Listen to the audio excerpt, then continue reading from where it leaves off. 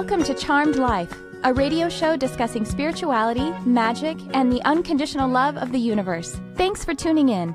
And I am your host, Tricia Carr. Welcome to almost 2019. This episode marks our survival of Christmas. If you are like many people, and sometimes Christmas means visiting with family with whom you may have some tension, or if it's just an amazingly joyous occasion, it's usually a mix of both, though, isn't it? It's usually a mix of both. I do love the holidays because you take time to yourself and you take time to nurture yourself and then also to nurture some of those relationships that are important to you. My husband and I were talking about some of the people that we see sometimes and some of the, how much you love people but then you don't see them all the time. And we were just saying, like, just because you love someone doesn't mean you want to hang out with them.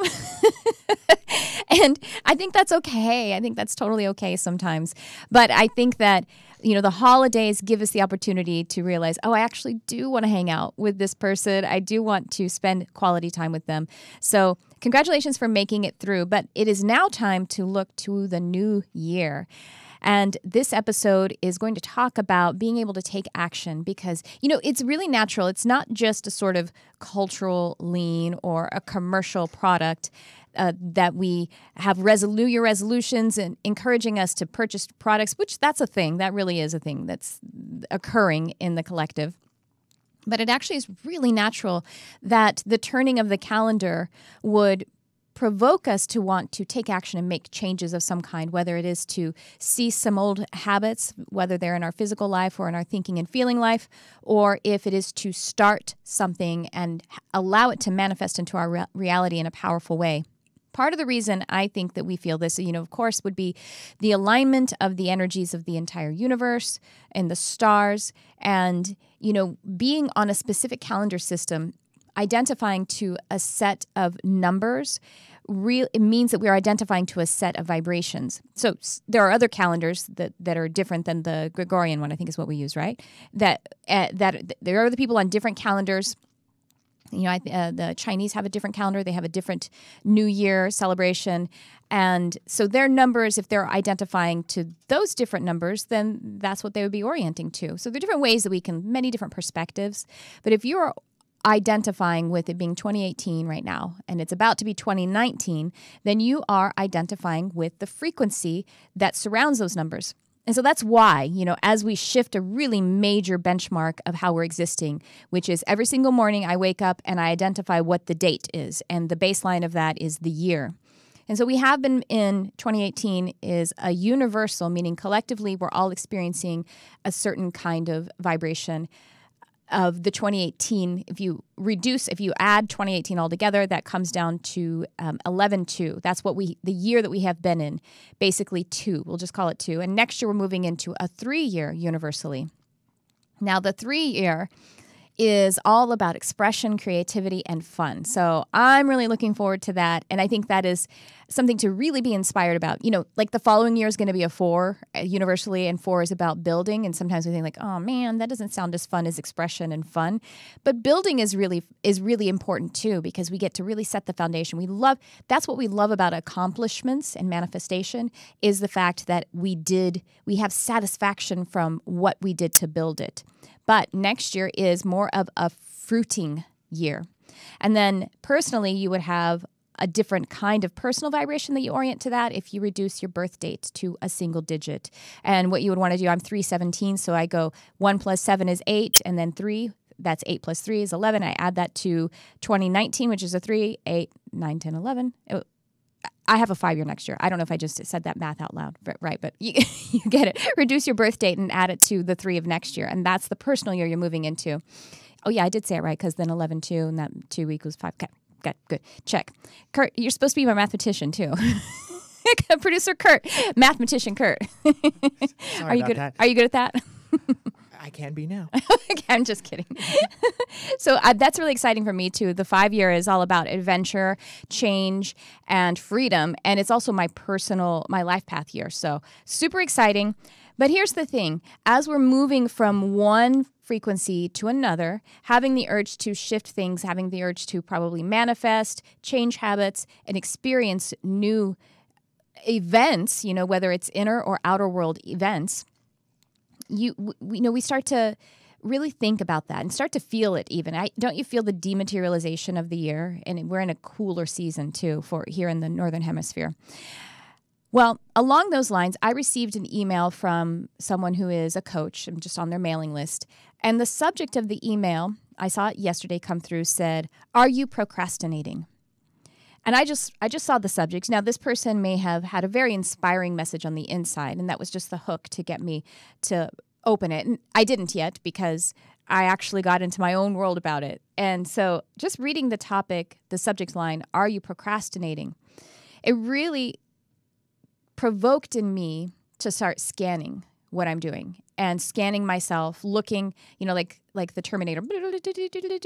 I'm in my inner world, in my outer world. I'm looking at the things. What am I procrastinating on?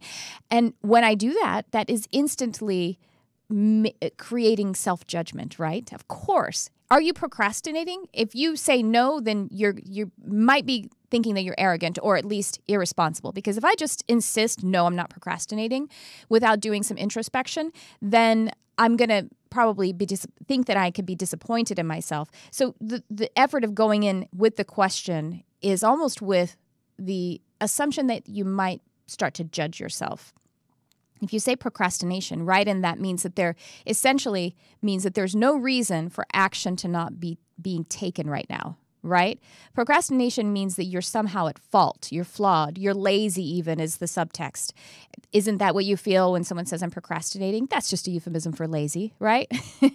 I also have a problem with us judging ourselves as lazy. Well, as I did, I realized that I could go into looking at certain areas that were not in movement the way that they should. And shoulding is always a bad sign. But what it definitely provokes if we go in through this portal of assuming that there's procrastination is there's judging, there's ridicule. And here's the thing about things actually manifesting in a universe that is composed of energy is that in order for something to manifest, in order for you to experience the life that you desire, events, relationships, jobs, money, whatever it is, ridicule and judgment is not the way. The way to experience that is love. So it's not judgment, it's love. That is really the portal to all of your desires actually happening. Well, I mean, even on the just energetic level, loving and accepting yourself is a preferable state than ridiculing and judging yourself. Right? Ridiculing and judging yourself is literally non-integration. If you are ridiculing and judging yourself, saying, I'm lazy, I'm procrastinating, then you've created two people. You've created two identities. One that says you're not good enough. And so there are 2 points of identity there. So literally it is disintegrating to judge yourself because you've created two people and or two personalities and they are at opposition with one another. Loving and accepting yourself. So if you accept yourself, in that there are still 2 points of perspective. Accepting myself, I accept myself, but they integrate, right? And so that is a state of peace, clarity, and comfort. Well, that is all that we want from the things that we want. We want the feelings of freedom, of peace, of comfort, of abundance, of excitement, expression, all that the 3 years is promising for us to come. So if you get that email that says, are you procrastinating? And you have an urge to look into yourself with judgment, well, I'm going to give you, let's break that down a little bit. I'm going to say, let's take that urge as a cue to do some introspection and to immediately be in the feeling state that you do prefer, regardless of the things happening. And of course, as we know, having the feeling state is actually what brings the actual things of the outer world to you. The energy needs to be soft, not harsh. Nothing ever comes by harsh energy. When we have harsh energy and then eventually something does manifest, it's because we let the harsh energy go. The harsh energy was just keeping us from the actual alignment with whatever the desired outcome is. And so I'm going to share with you a couple of techniques or a couple of ways to actually allow that feeling of self-judgment or procrastination, judging oneself and ridiculing as procrastination. I'm going to give us a couple of perspectives to allow that to be a pivot inward, and then some techniques to use that energy so that we can then more quickly align and have the actual manifestation. Pardon me while I take a sip. And before I do that, I just want to tell you that I have a couple of things coming up that the first thing I want to tell you about is coming up this Friday, so that would be the day after tomorrow. And if you aren't listening real time, if you're not watching this live or listening live, which, by the way, you can watch live on my YouTube channel now, youtube.com/Tricia Carr. And you can watch live and you can comment, and you can also find all of my other videos up there on my YouTube channel. Please do like, subscribe, share, comment. I love engaging with you guys there. Now, I'll tell you, I only let nice stuff come through. If you want to say something nasty, I'll talk to you for a minute usually, unless it's just a troll. But I always stand up for the space, just so you know. So if you guys want to go and peruse there, the comments are going to be really nice, I think. Or because if someone's just being nasty, I just don't want anyone. This is my space. You have to be nice in my playground. That's all I have to say about it. Anyway. So this Friday, even if you're not listening live, you can still go to my website and find this because this is going to be available as something that you can take passively later. It is a class on universal laws and archangels. So if you go to my website, triciacarcharm.com/AA-UL, you'll be able to read all about it. And this month is on Archangel Sandalphon and the Law of Correspondence. And it's so exciting. So the universal law of correspondence basically means that there is a vibrational reality to any physical reality. That's one way to state it.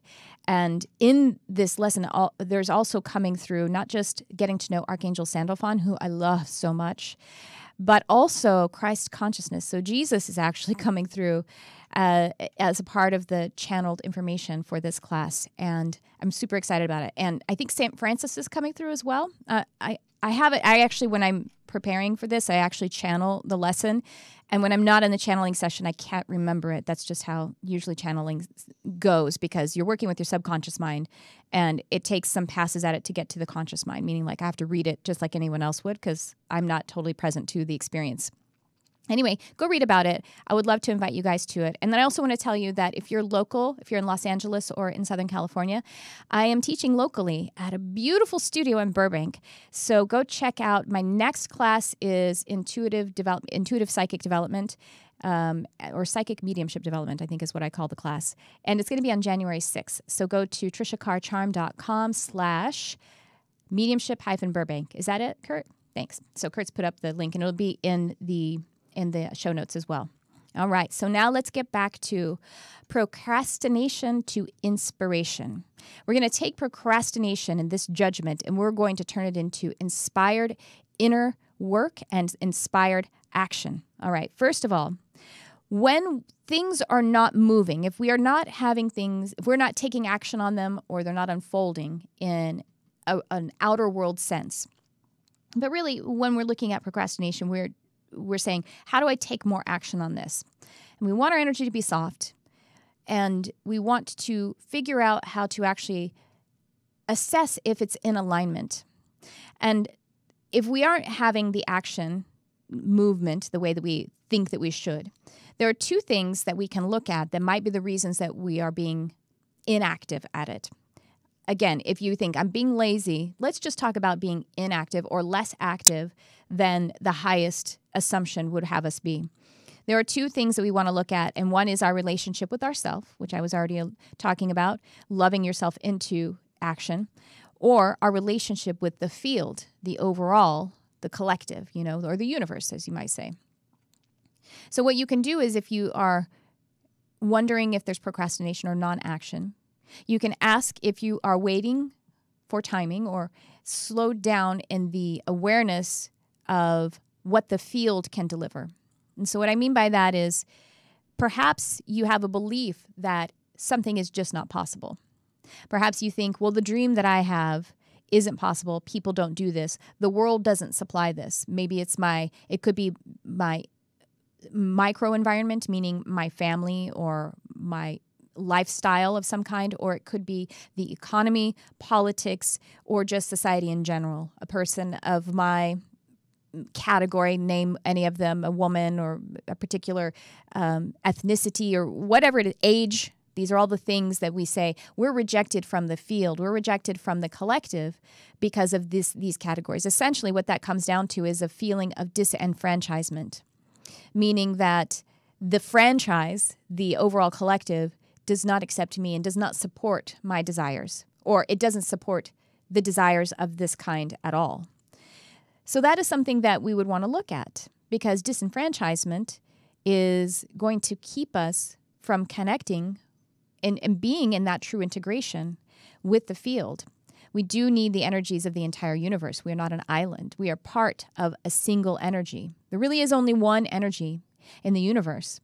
And that alignment, our aligning with it, is in our consciousness and our awareness and our frequency, is how the desires that are within us, which are they're being called to from the universe, that's how things actually manifest. And so one thing to look at, if it is about the field and our relationship to it, well, then we may want to clean up the energy if it is something about disenfranchisement. If we have limiting beliefs, meaning there are limitations on what we think the field will support for us, that's one thing to clean up. And the way to do that is, one way is with affirmations, which I'll talk about in a moment and break down a little bit more.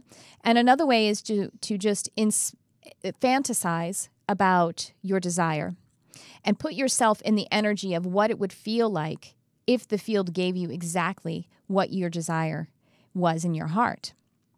That practicing that without having any awareness of the lack of it, that will shift the beliefs. That itself can allow you to release those limiting beliefs and help you to fall in love with the field so that partnership is really very strong.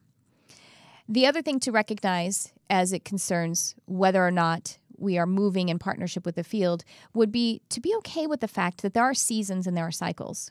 Just as I was talking about at the beginning, the numerological season, that's a real thing.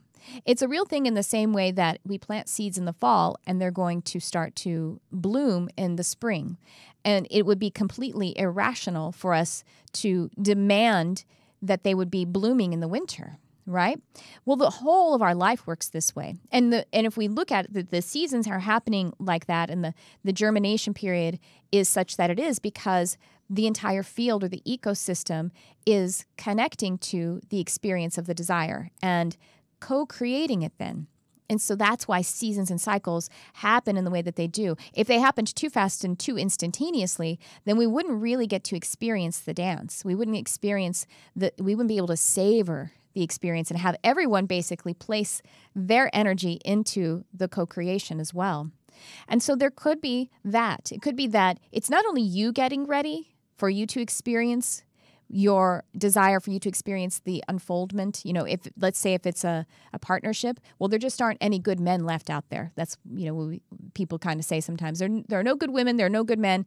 Everybody on Tinder is just selfish and just looking for a booty call, and blah. That's a kind of disenfranchisement to believe that the dating market is only such that it is, and so you're never going to be able to find that love, that soulmate, that partner. Well, if that is what you're experiencing, then we want to get out of that vibration and heal that and heal the possibility of finding. You only need one. But you see, that one who's going to be in that partnership of just two people, maybe you're polyamorous, no judgment if that's what you are, but I'm just talking about that partnership. So that person who is that one who will be the one that you're going to have that perfect connection with, that person is doing their work as well, right? So they're in their season and cycle. They're actually getting ready for you. And if it has to do with something like a career or a business or something like that, well, the thing that you're going to be offering through, the services or the work or whatever, the others who are going to be experiencing that with you are also in their process of getting ready. And so it is a really delicate, beautiful dance to be able to connect with the field and trust the field. See, that's the thing. In the same way that we want to get down into the self and learn to accept the self and trust that the self is doing the best that you can, in order for us to be relaxed enough to do the best that we can, we have to have the same relationship with the field. And so be okay, just to recap, be okay with the fact that there are seasons and cycles. And in doing that, understanding that there are seasons and cycles brings you present, which is the only place that we create anyway. Then to work on exposing and loving through any limiting beliefs about what is possible. If you are identifying the dating market as something that is negative, put down Tinder. Or you can, or use Tinder as a divination tool. You know what I mean? Like the magic 8-ball. You could use the magic 8-ball to really get real answers if you're connecting through the heart energy of it. Really, you can use anything. The tools don't actually matter. It's the frequency, it's the love that you employ those specific tools with. So that's when we have the relationship with the field, if that's what needs to be looked at, when we want to expedite action. And of course, if it is about the relationship with the self, believing that you're not good enough, believing that I'm not strong enough or talented enough to do this huge thing that I want to do. Well, however huge that thing is, feeling the excitement of it is beneficial. But if we start getting into the details of the unknown of how to create it, we're putting the cart before the horse. And so what we want to do is get into the now and love ourselves for having that desire. Even in the same way, this is where we can use our relationship with the field. Start to know that you don't have to do it all on your own. That's not what it's about. It isn't just about how lazy you are or aren't. When you're looking at others' progress and you're thinking, you see, that person is moving along faster than me. They're more talented than I am. They take more action. They're more motivated or whatever it is. That's not a fair assessment because you have no idea what's going on in their life. You have no idea how long they have been nurturing that desire that you are witnessing. It's a very limited view that you're witnessing. So you have no idea what the whole of their life is. You have no idea the 100 desires that they feel like, are these moving fast enough? You know what I mean? So just see, when you do look at someone else's experience and you're reading someone else's story, look at it only in a manner that will inspire you and know that they are a reflection of your heart. And so allow that to be an inspiration, but not a comparison. Not a judgment. If you feel that judgment, pivot back in and get back into the integrated feeling of accepting and loving yourself. There's always a reason why there isn't action being taken in a certain kind of swiftness, whether it is the field getting ready for you or you getting ready for your desire. You're always growing and learning. And so every moment there is something that you can't quite see the other side of it that you're actually getting better for according to your higher self. You know, your higher self is saying, we're not gonna actually get there until we're the person we want to be to have that experience. And so you as well have seasons and cycles. You literally, just think about little kids. Literally, little kids think, well, I want to wear high heels. Little girls tend, or I did. I don't wear them now, so I don't know why I wanted to wear high heels when I was 4, because I do not now. I think I had that little fantasy when I was 4 years old of wanting to wear high heels. And so I got the little plastic ones and everything. But little girls don't wear high heels to school because they're not ready for it. That's not what they would break their little ankles. It's not appropriate for the activity that surrounds a 5-year-old's life. It's actually not really appropriate for the activity of a grown woman either, because those are just torture as far as I'm concerned. Anyway, so we actually have to allow ourselves, we have to be okay with the fact that we are growing in exactly the time and perfect divine timing. Here's the thing that we can do. Divine timing is actually kind of like a magic spell that we can just conjure. We can get ourselves into the feeling of perfect synchronism, and it happens. If we just feel that, and then everything that shows up, we just affirm and we agree with the fact that it is perfectly synchronized to my highest good in this moment, it brings us to the present. And then suddenly we start to see it. We start to agree with perfect synchronism. And when we are in that perfect synchronism, in that state of it, and we've conjured it and we've channeled it into our experience, then things actually do start to move quicker because we're not having as much resistance to the now. And again, the now isn't going to change, isn't going to become something different than in the next now until we're good with it, until we have soft and loving energy about what is happening here and now. That's powerful stuff, y'all.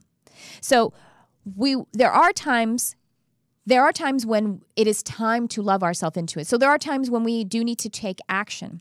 And rather than having the harsh energy about it, really what it's time to do when it's time to take action on something is it's time to love yourself that much.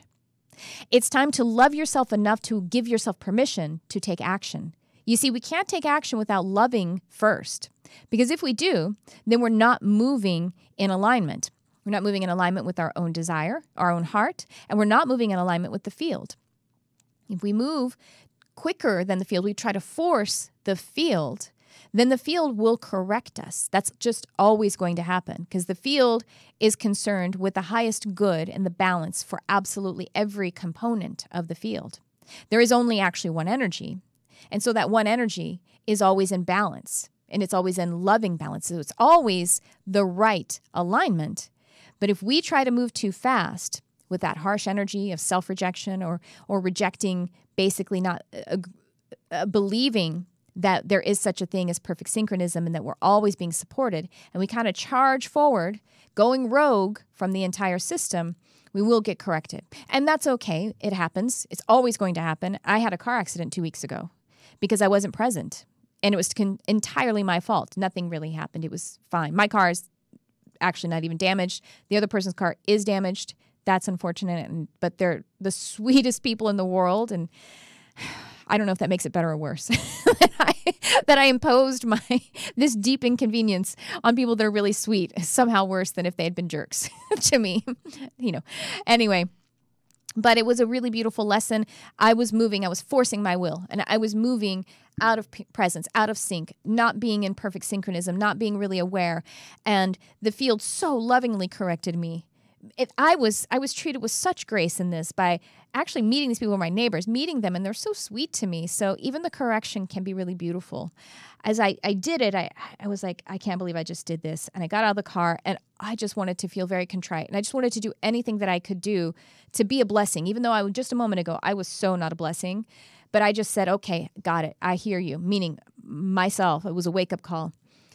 And I said, I'm ready to be a blessing now. And so I'm just going to be present, and I'm going to go and say, I'm sorry, and try to just be there for whatever was going to happen. And it ended up being really gorgeous. So again, when we align with love of self, I forgave myself in that moment. I mean, as much as I'm saying, I wish I hadn't created an inconvenience for really sweet people, I did. And I was rejecting myself when I did that.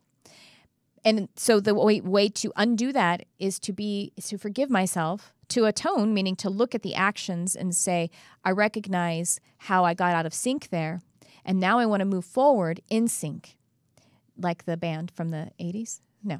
But anyway, you have to actually move through. You can't stay in guilt and self-blame because that's just more of the same energy that created the non-presence. And if the guilt still comes up, just take a moment, take a breath, and look at the areas that want correction, meaning they want more awareness. They want the energy of non-presence is asking you for more presence. It's asking you for more love and saying, well, then maybe you could have stayed another 5 minutes in meditation and been able to get your frequency to the place of self-acceptance and trusting that there's no reason to rush. There's no reason to rush, because if you rush without your presence, without your awareness, you can hit someone's car. So let me tell you about taking action. And this is actually, I'm going to give you a little bit of a tuning, a little bit of a technique. And I'm borrowing this from the class that I just taught weekend before last, Manifesting with Magic, which you can still find at the Lightworkers Lab. It's learn.lightworkerslab.com/ADM, I think it is. Go to the lightworkerslab.com and you'll be able to find the Manifesting with Magic class. It's available on demand in like a day or so from the time of this broadcast. And by the way, join the Lightworkers Lab if you haven't. That's a Facebook group of which I am a moderator and a teacher, and I'm up there live every single week, as well as many other amazing practitioners who've been on Charmed Life. So go find the Lightworkers Lab on Facebook as a group. Join our community. So what I want to give you some help on when it's time to take action, as it is going from one calendar year to the next, is a tuning technique, some tuning that frequency when doubt and resistance shows up. So whether that's self-doubt or doubt in what is possible, what the field will be able to deliver to us, we can look at resistance or the doubt that shows up as a good thing. Resistance is actually a good sign. Any resistance that you feel kick up, and most of that resistance is going to come from within you rather than from without, but it comes from without, things that slow down your progress, things that you can't, the systems that are not allowing the path to continue to stay clear for you to continue to go forward. But whatever resistance it is, most of it is within, and it's doubt.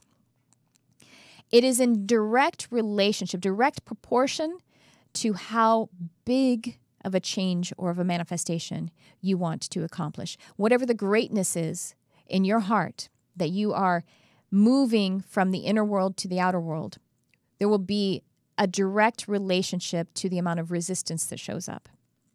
Because that greatness is really just your perspective of it. There isn't anything really, one thing greater than the other in the whole of the universe, because it all is one thing. So it's really your perspective. This thing is a big deal that I'm doing. And so if it's a big deal that you're doing to you, then that means that there are things that want to be witnessed, released, the resistance that is making it seem like a big deal to you. Because maybe it's a big deal to me to have a grillion, D-billion dollars, but to Oprah, it's normal. And so she has no resistance to it. I have some resistance to it because if I came home right now and I had a grillion, D-billion dollars just sitting piled up in my house, I would take my cats and I would run because I'd be so scared. I don't know how it got there. And I wouldn't even want it. Kurt, I'll call you. You can come collect some of it. Is that all right? I'll take some of it. You're not afraid of it? Yeah, no, I'll bring it over here. So that resistance that we have is there because of the greatness of that which we want to accomplish. And it's there to let the journey be fun, really. It really is.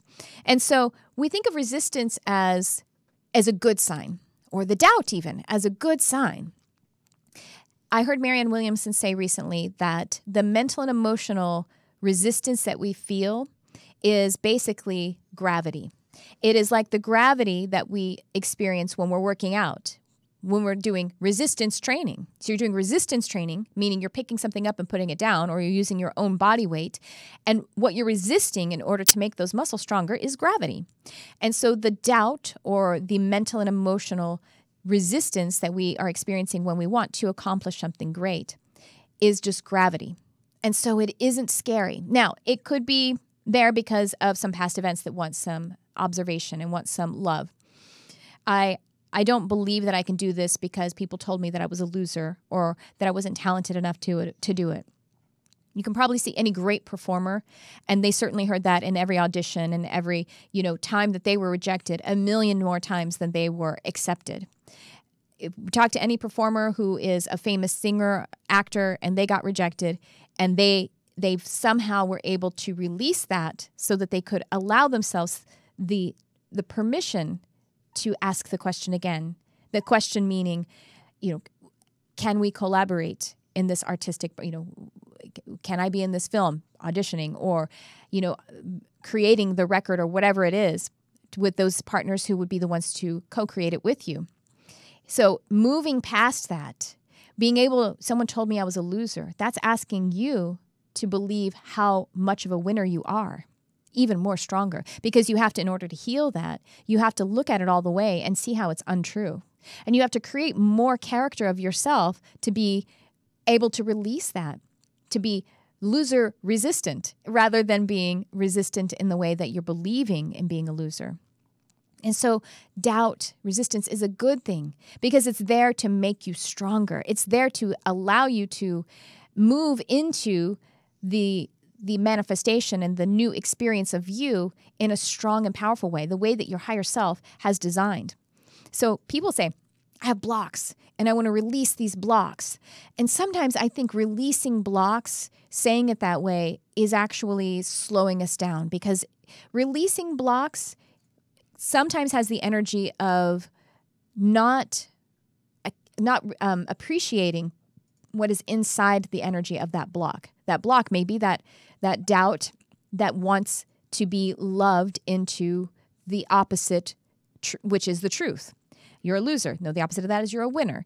And so if you just release the block without giving it your whole heart and your whole attention, then it's not really going anywhere.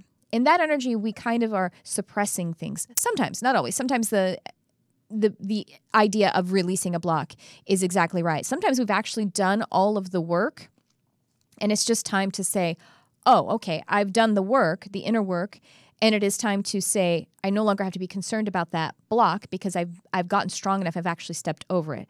But you see, there's a lot more of the inner work, there's a lot more of the resistance training to do before we literally release the block. So sometimes when people are saying release the block, they actually want to, rather than seeing it as a block and a big wall that is impenetrable, see it as just a step that's a little bit higher and that we just need a little more strength in order to stand up upon it and move over it. So the block isn't a wall, it's a step. One thing that we can do to continue to tune ourselves in the feeling of resistance and doubt and being able to love ourselves out of maybe some old identity, false identity about being something that is not great enough to have the accomplishments that are on our path. We can use gratitude. Gratitude tuning is really powerful. Now, here's the reason why gratitude is a powerful state of manifestation. If you've heard this before, is because gratitude is a state of having.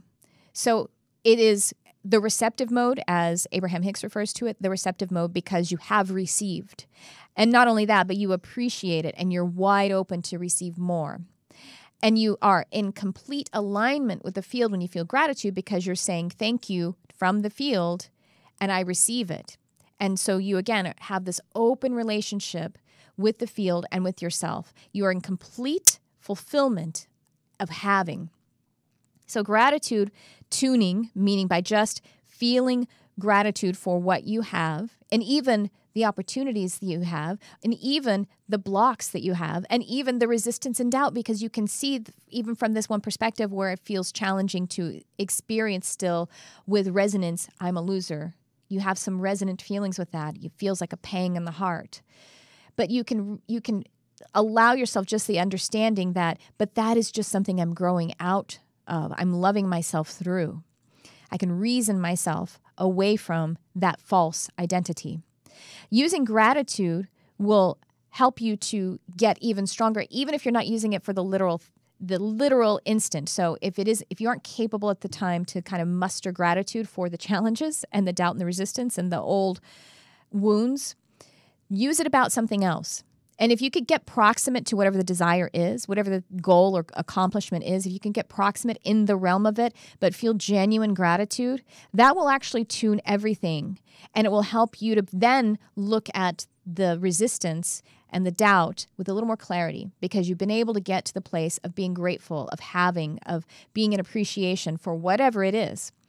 So it doesn't have to be proximate to the desire, but if it can be in the realm, then that's great. Otherwise, just be grateful for your family, be grateful for whatever it is in your experience that you can really see as, in that loving and integrated state. So what you can do is use doubt and resistance as a pivot point. That is, whatever it fears, love the opposite. Whatever doubt and resistance is fearing, love the opposite. So if you have old wounds about having been verbally or even physically abused, those old wounds, what that is fearing is that you will be abused again if you connect with others.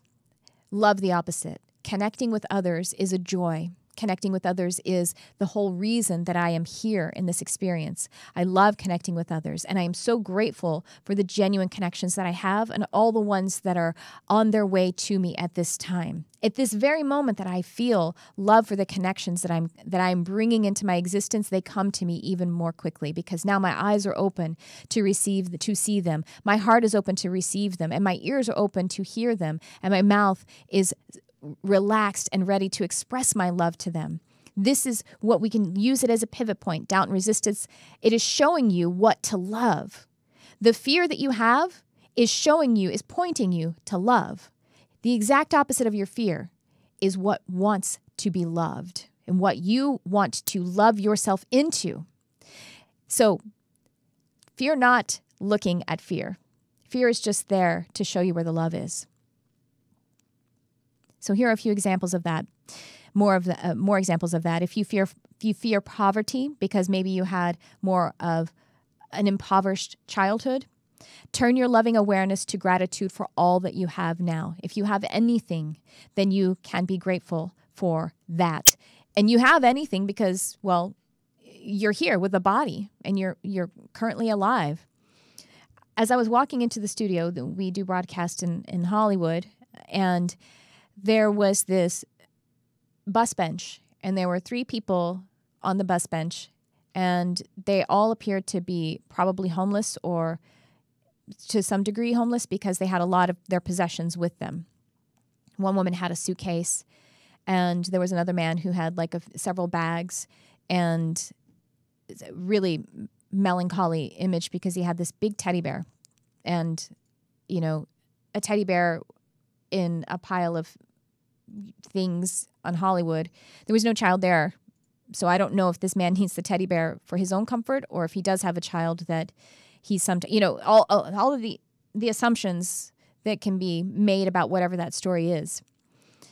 And these 3 people were all chatting with one another, and the woman asked one of them, it was 2 men and a woman, the woman asked one of the men if he could help her fix or do something with her luggage.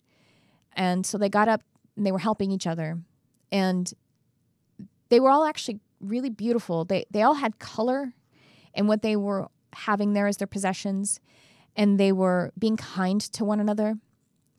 And so just seeing that little snapshot of that story, I prayed for them. I can't make assumptions about what it is that they were doing and, you know, how they got there, whether they're in suffering. I don't want to be in judgment that even what they're doing is less than desirable for them, because who knows? Maybe that's their dream. You know, so it's hard to really make too many assumptions about anyone else's experience. But I appreciated how they all had color in their faces and in their, and like I say, even in their possessions. And I could see that they had gratitude for what they were experiencing in that moment. And so maybe they didn't have a home, or maybe they did, and they just kind of walk around with a lot of luggage. I don't know. But they were being kind to one another, and they were actually, like, with the color and the kindness that they were showing, they were inspiring me. And perhaps there were people around that could see that these people were really being a really great example of gratitude, really.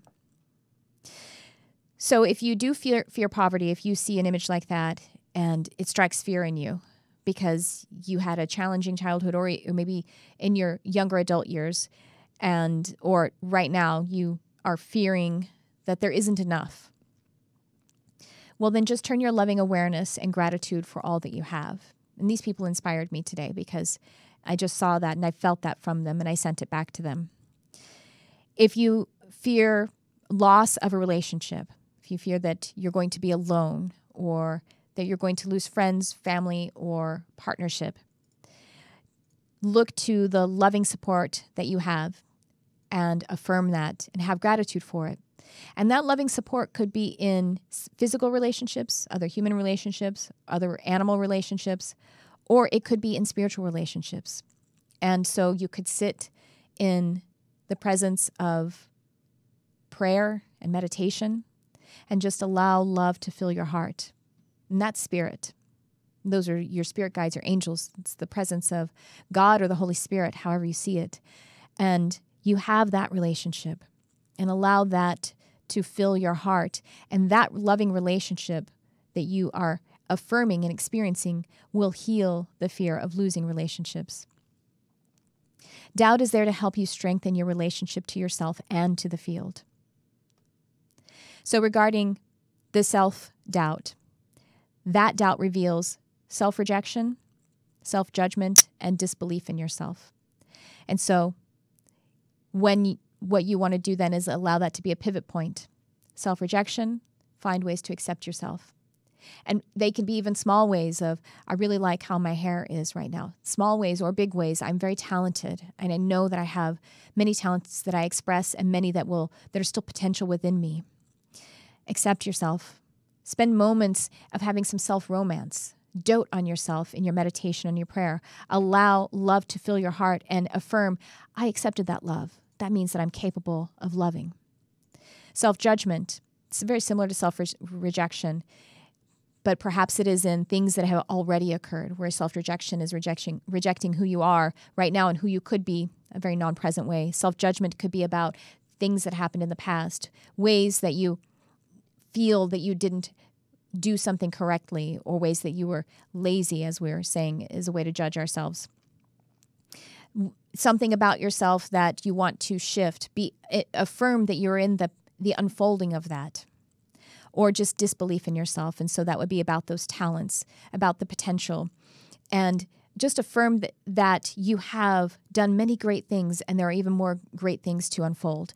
Just the fact that you can experience these desires in your heart and to identify them and to play with them, that is proof that things will be unfolding in your outer experience too, because you cannot imagine a non-reality. Regarding the field, having doubt in the field, doubt will show up. It is revealed in the experience of disenfranchisement, separation consciousness, or just skepticism in general. And so again, allow all of those pivot points to be pivot points into the opposite, which is what is being called from you. The resistance is just asking for you to step upon it like a step, or to pick it up and put it back down like you would with a weight. And all along the way, to be able to tune your frequency so that you can start to experience things in your outer world. You can ask for guidance, and that guidance can come by whatever your spiritual practice is in your prayer and manifestation, or many of the other techniques you might use, like, oracle cards. Those things are really wonderful. Or a counselor, getting a reading from someone, getting an astrological reading from my friend Lauren Antufermo at soulfultransformations.com, or anything like that, getting into a coaching situation. That kind of stuff can be really powerful to help you to connect with those desires within you and be motivating to just focus upon them. And then, of course, alignment, which is something that you can channel by affirming perfect synchronism, affirming that state of love that you have within you at all times. Gratitude is very powerful to get you in connection with guidance, with alignment, and with the unfolding of all of your desires. So that is what procrastination is really doing. Procrastination is the exact opposite of inspiration. Procrastination isn't real. It's just calling you inward to recognize what is inside of you that's wanting more love, and then allowing you to turn that to the field and impress upon the field, the quantum field, the universe, your desires, your order to the universe from a loving place, and then partnering and being a co-owner of the universe. As a co-owner of the universe, since there's only one energy, everything is there for you to claim today in love, in an alignment. All right. Well, that is our show today. I wish you all a very blessed new year. Have fun as you ring in the new year. Be safe, of course, and do join me every week live on Sunday at 11 a.m. Pacific, and you can call in to the show. Check out my YouTube, youtube.com/Tricia Carr. I have a Patreon page, patreon.com/Tricia Carr, where I'm teaching all the time, and I'm offering special hangouts and meditations. And that's a way for you to be able to support this work if you enjoy Charmed Life. I'll see you in the Lightworkers Lab too. And I just love you all so very much. If you would like to subscribe, like, share, comment, leave a review on iTunes, man, that lights up my life and really helps me to get higher up in the algorithm of the whole, interwebs and stuff. So you really help me out when you do that. And I appreciate you listening and connecting your light to this program at all times, every single week as you do. We've been at over 2 years now, so all of my love and all of my gratitude to you, Charmed Life listeners. Thanks for tuning in. I love you, whoever you are.